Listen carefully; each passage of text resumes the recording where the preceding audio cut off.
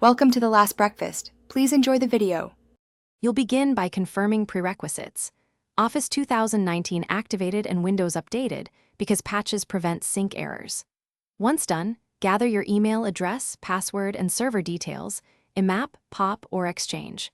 Now open Outlook 2019 and go to File, then Add Account. This is the first actionable step. Choose Manual Setup only if you must control ports. Otherwise, pick Auto Account Setup to try standard detection. Make sure to allow network access when prompted so Outlook can reach the server. Next, you'll complete the core configuration.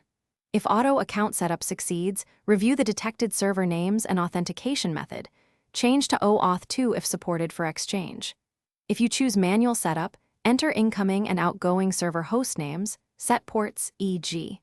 993 for a MAP SSL, 587 for SMTP TLS, and select SSL/TLS encryption.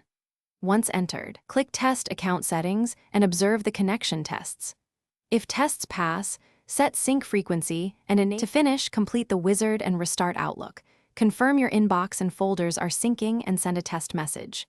If you encounter errors, first recheck server names, ports, and the selected authentication type, because mismatches cause most failures.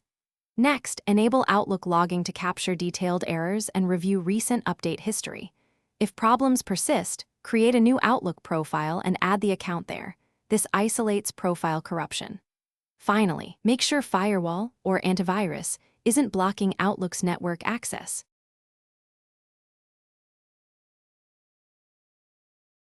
Thanks for watching. If this was helpful, leave a like and consider subscribing. See you next time.